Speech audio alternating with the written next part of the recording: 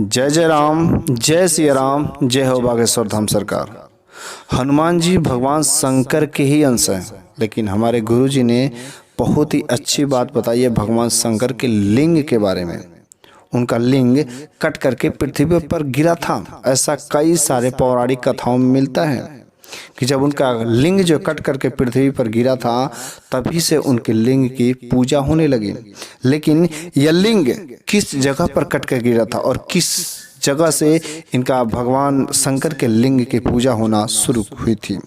ऐसा माना जाता है कि उनके लिंग की पूजा करने से हर प्रकार की मनोकामनाएं पूरी होती हैं।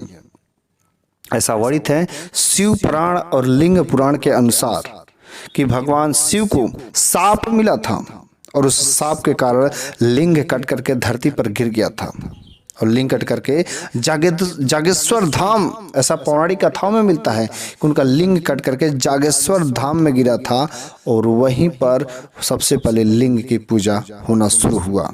और जागेश्वर धाम के बगल में ही ऐसा माना जाता है कि पौराणिक कथाओं में वर्णित भी है कि जागेश्वर धाम के बगल में दंडेश्वर धाम है।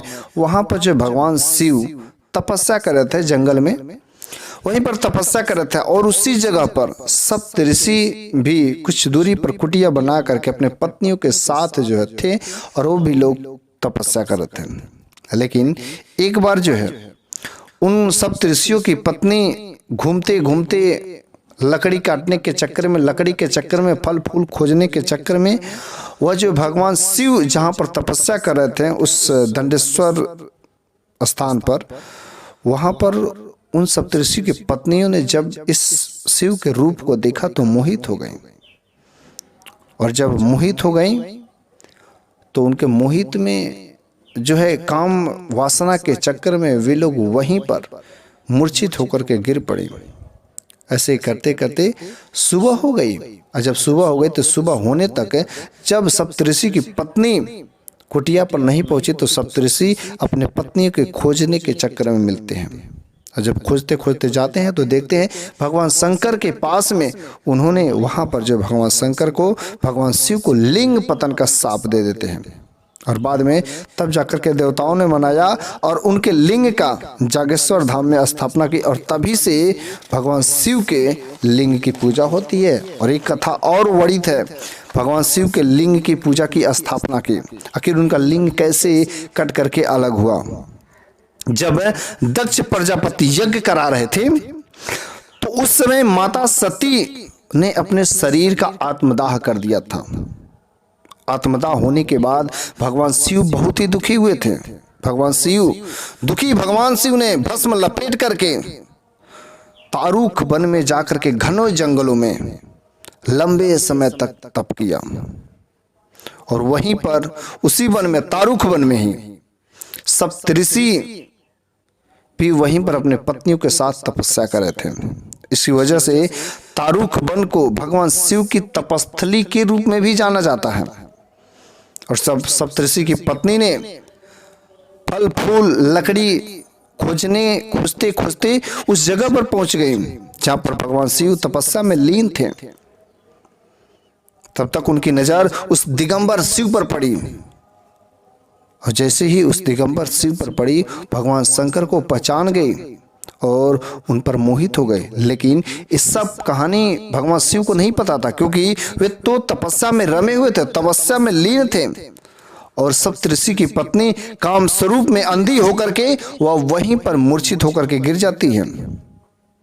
सप्तऋषि अपने पत्नी को ढूंढते ढूंढते ढूंढते उस जगह पर पहुंचते हैं जहां पर भगवान शंकर पूरे समाधि में लीन थे।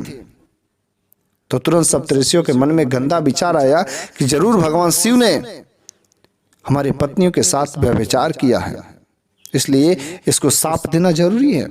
तो सप्तऋषियों ने शाप दे दिया कि तुम्हारे लिंग का तुरंत जो है अलग हो जाए। भगवान शिव का लिंग का तुरंत अलग होने का शाप देते हैं। जब भगवान शिव को ये बात पता चलती है तो उन लोगों को कुछ क्षमा कर देते हैं कि संदेश जनक में आप लोगों ने शाप दिया, मैं आप लोगों के शाप का विरोध नहीं करूंगा और आप लोग हमेशा आकाश में 7 तारों के रूप में दिखेंगे।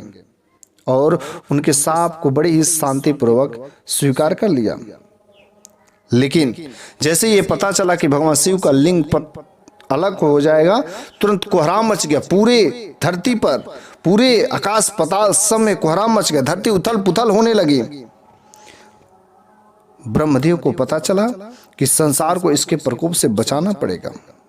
जैसे ही तो केवल ब्रह्मदेव ने भगवान शिव को कहा, केवल आपके लिंग को केवल माता पार्वती ही धारण कर सकती हैं, इसलिए भगवान शिव को माता पार्वती की उपासना करने के लिए बोला।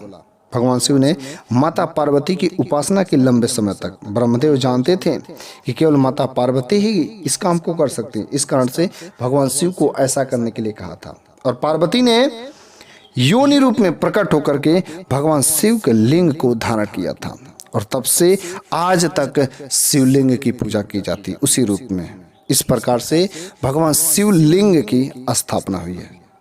सबसे पहले भगवान शिव के लिंग की स्थापना जागेश्वर धाम में होती है, जो मानसरोवर से जाने वाले हजारों यात्री इस जागेश्वर धाम में जरूर जाते हैं।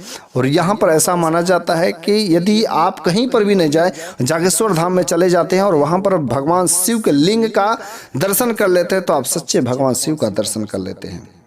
वैसे यह जागेश्वर धाम देवदार के घने जंगलों के बीच में बसा हुआ है। वहाँ पर आज भी 2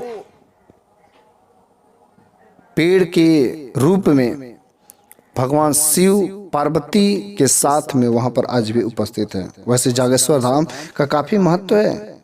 इसका वर्णन पौराणिक कथाओं में, पुराणों में भी काफी अच्छे से वर्णित मिलता है। यहाँ पर शिव जागृत रूप में मिलते हैं। ऐसा माना जाता है कि जो कुछ भी आपकी मनोकामना होगी, यदि यहाँ पर जाते हैं तो आपकी मनोकामनाएं अवश्य ही पूरी हो जाती हैं। प्रथम मंदिर यहीं पर बना था जागेश्वर धाम में, जहाँ पर लिंग की स्थापना हुई थी और यहाँ पर भगवान शिव जागृत हुए थे। आज भी यहाँ पर बहुत ही धूमधाम से यहाँ पर लोगों की भीड़ लगी रहती है जागेश्वर धाम में। और भगवान शिव के लिंग की स्थापना यहीं से हुई। उसके बाद में जगह जगह पर भगवान शिव के लिंग की स्थापना होने लगी। तो इस तरीके से भगवान शिव का लिंग कट करके अलग हो गया था, और तब से आज तक भगवान शिव के लिंग की पूजा की जाती है और सभी मनोकामनाएं पूरी होती हैं।